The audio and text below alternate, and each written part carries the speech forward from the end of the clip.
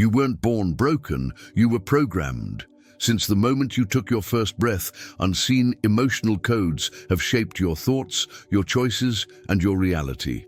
In this video, we uncover the hidden blueprint Owen Hermstring reveals in The Law Behind the Laws, and how to finally rewrite the signal you've unknowingly broadcast your entire life. What you believe is yours might not be, but what comes next, that's entirely up to you.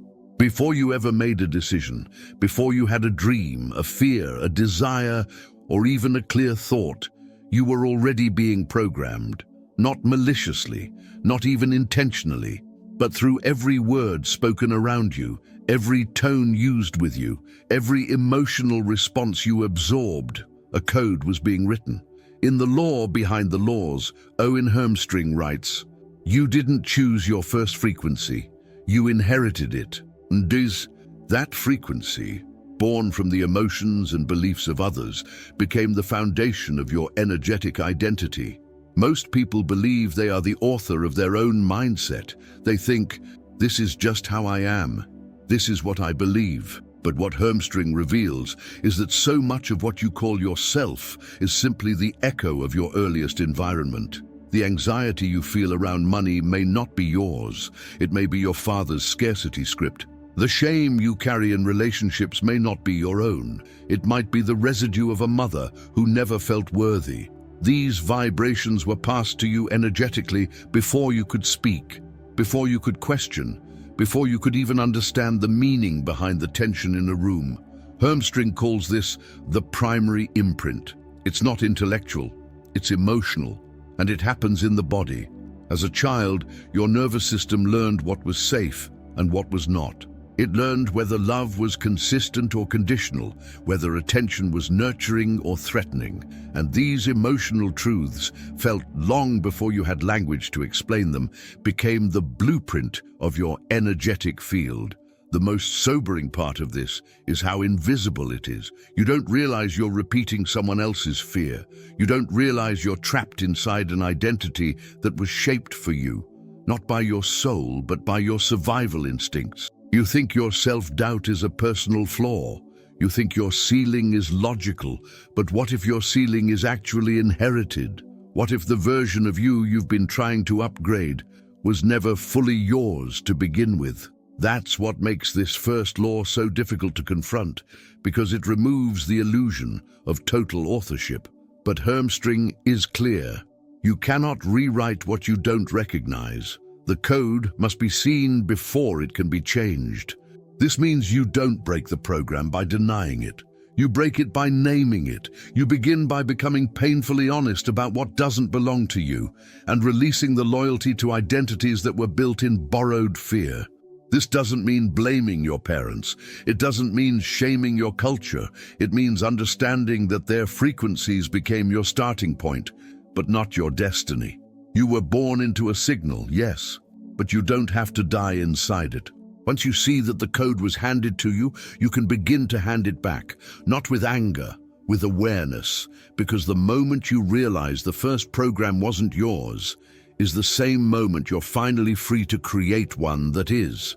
It's easy to believe that your mind is in charge of your life, that the thoughts you think are what shape your future.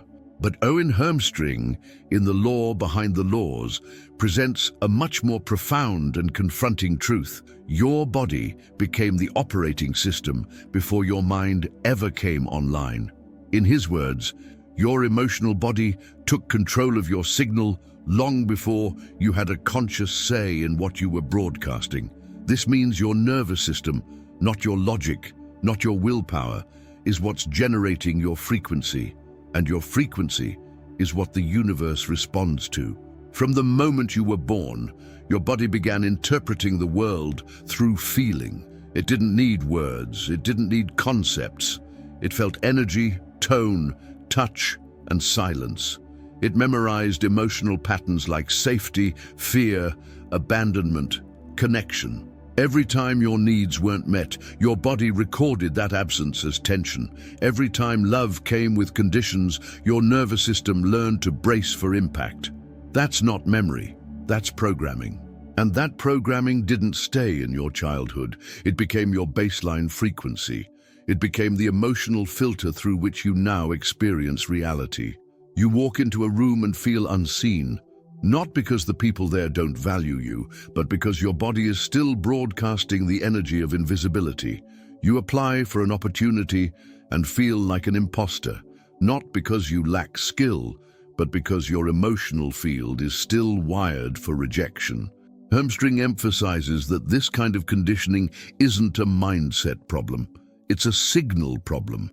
You're not thinking yourself into failure. You're feeling yourself into repetition, and unless your emotional body is brought into the transformation process, your field will continue to echo the past, no matter how hard you work to create something new. This is why most affirmations fall flat. You can tell yourself, "I am safe, I am worthy, I am successful." But if your breath is shallow, if your chest is tight, if your body is locked in old trauma, your nervous system isn't convinced, and the field listens to your body's truth, not your spoken one. So how do you shift this? Not by fighting the body praise, but by retraining it. Hermstring teaches that emotional regulation, somatic awareness, and breathwork aren't just therapeutic tools. They're energetic keys. They unlock new signals. They teach the body that it's safe to live in a new story. And once the emotional body begins to relax, to open, to stabilize in trust instead of tension, the entire field starts to change. It's slow work, quiet work, but it's the real work. Because when the body begins to broadcast coherence, life finally reflects back something different, not because you forced it, but because you became it. Hermstring says it clearly. Your reality doesn't follow your thoughts. It follows your field, and your field follows your emotional body. Once you understand that, the path becomes clear. Stop arguing with your mind. Start teaching your body what's truly possible. You may think you know what you believe. You may even pride yourself on being open-minded, evolved, or healed. But as Owen Hermstring reveals in The Law Behind the Laws, most of what governs your life didn't start with you. It was handed to you, absorbed, not chosen. He writes, "The most powerful laws shaping your life were never written by you. They were installed through emotional inheritance. These are the beliefs you didn't think to question because they were embedded in your body before you had words for them." This is the invisible scaffolding of your reality. While you consciously chase growth, your field is still quietly obeying emotional laws that were installed long ago. If you were raised in an environment where money meant conflict, your field may still interpret wealth as danger. If love was conditional, you may still associate closeness with threat. You may not consciously believe those things anymore, but your field does. And the field doesn't care what you think, it mirrors what you feel. Hermstring calls these invisible laws, emotional algorithms passed down through family, culture, religion, and survival. They're not personal, but they feel deeply intimate. You react to them. You make decisions inside them. You sabotage opportunities when they violate them. And because they operate so far beneath the surface, you rarely even know they're there.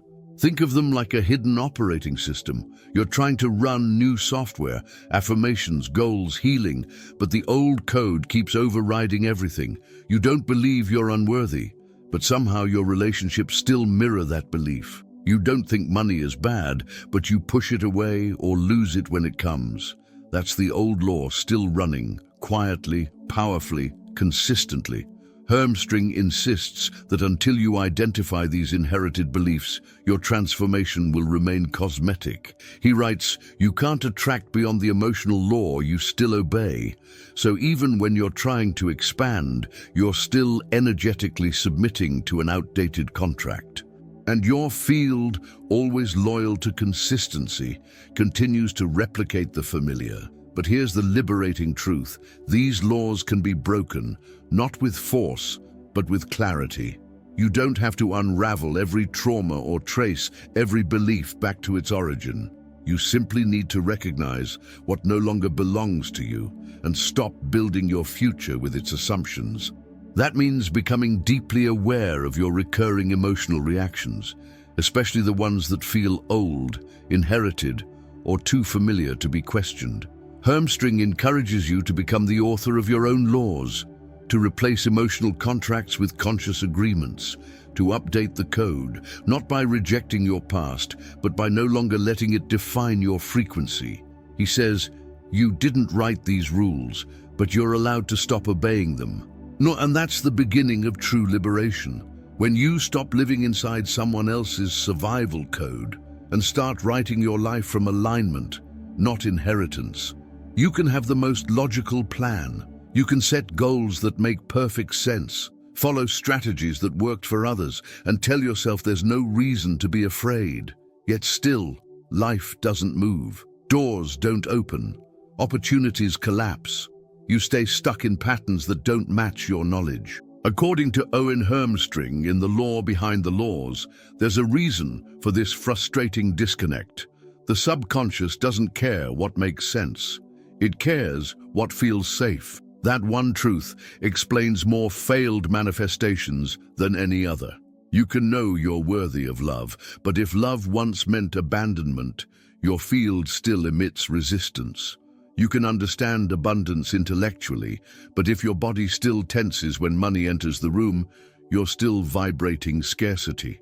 In Hermstring's words, the logic you speak is irrelevant to the frequency you transmit. The field doesn't read your mind, it reads your memory.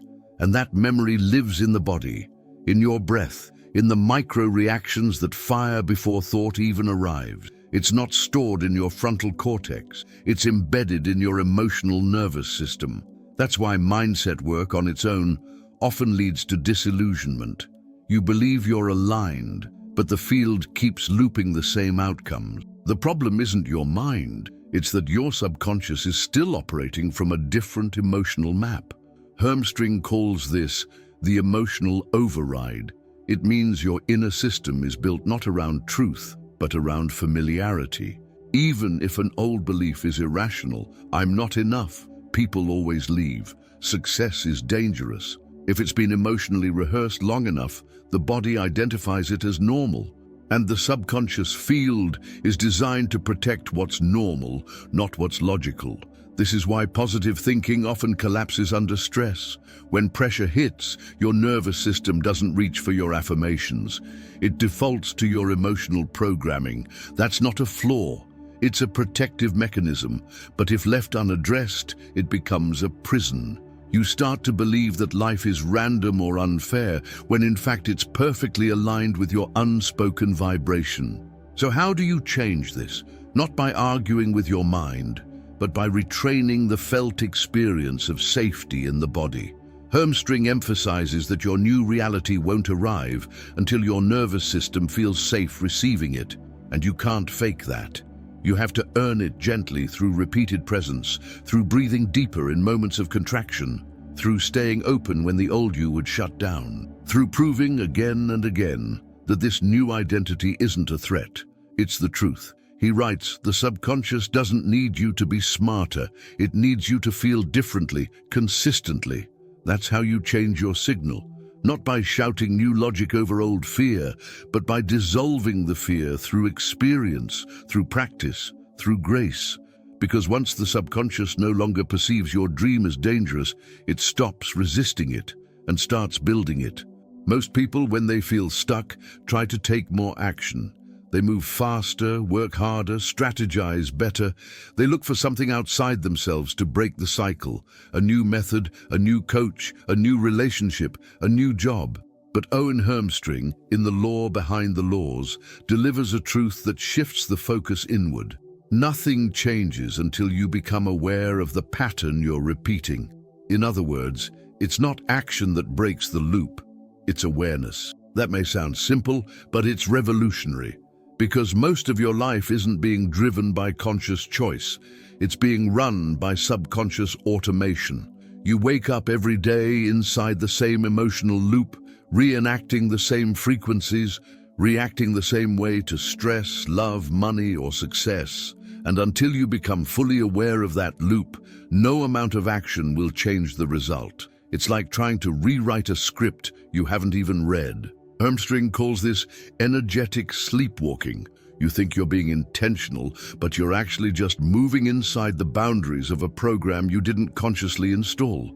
That program includes how much you allow yourself to receive, how long you let things go well before sabotaging, and what level of joy, ease, or attention you unconsciously feel safe with. These aren't just patterns, they're emotional ceilings, and you hit them every time you try to rise. But once you become aware of them, truly aware, without shame or denial, the program starts to lose power. Hermstring explains that awareness brings space, space between stimulus and response, space between thought and reaction. And in that space, new choices become possible, not because you force them, but because the old identity is no longer running the show on autopilot. This is why action without awareness often leads to burnout or loops. You change the partner, but end up in the same emotional dynamic. You start the business, but carry the same fears of being seen. You begin a new habit, but sabotage it the moment it threatens your old story. It's not failure, it's familiarity. Your system is trying to return to what it knows, and Hermstring makes it clear. You can't escape a loop you haven't noticed. You'll just keep calling it fate. That's why awareness is the real starting point. It doesn't require effort. It requires honesty, radical honesty, a willingness to witness the version of yourself that has been trying to keep you safe by playing small. So how do you cultivate that awareness? Hermstring recommends slowing down, watching your body's reactions before you act, tracking your emotional baseline, noticing what emotions you keep returning to when no one is watching. This is your frequency. This is your field. And once you see it clearly, without judgment, you can begin to soften it, shift it, and reshape it. After all the revelations, the deconstructions, the unsettling truth that your life may be shaped by programs you never chose, Owen Hermstring delivers the most important message of all. You're not stuck with the signal you were given. You're allowed, at any moment, to rewrite it. This is the liberating climax of the law behind the laws. Hermstring reminds us that your frequency is not fixed. It's fluid, but it responds not to wishful thinking or desperate effort. It responds to embodiment. You don't change your life by demanding more, he writes. You change it by becoming a different broadcaster. That means becoming the version of yourself who feels safe in the new frequency. Not just wanting peace, but feeling safe when things are calm. Not just dreaming of wealth, but being emotionally regulated when money enters. Not just hoping for love, but allowing closeness without bracing for loss. Rewriting the signal doesn't mean pretending you're already there. It means training your emotional body to hold that new identity consistently, gently, compassionately. It's breathwork, it's stillness, it's staying with yourself through discomfort instead of abandoning yourself in old reactions. Hermstring says, your new field won't be built through effort. It will be built through safety. And safety is something you create, not wait for. You begin to give your system a new reference point, a steady signal that says, this version of me is allowed. This frequency isn't dangerous. This expansion doesn't mean exile. Over time, your nervous system starts to believe you, and the field, always listening, begins to shift. This is the real law behind the laws. It's not about controlling outcomes. It's about tuning your signal, not from fear, but from alignment, not from lack, but from embodiment. It's about realizing that the past is data, not destiny. And once you accept that you're the transmitter, not the echo, you stop living in reaction to inherited scripts. You start living in response to your own truth. Because the universe doesn't respond to what you want, it responds to what you are. And the moment you embody a new emotional truth, everything changes. If this message stirred something in you, don't let it end here. Subscribe now and join us weekly as we go deeper into Owen Hermstring's most transformative revelations. Each episode uncovers another hidden layer of the emotional codes shaping your life and how to rewrite them for good. Your field is shifting already. Stay with us and let's keep tuning it, together with clarity, truth, and conscious alignment.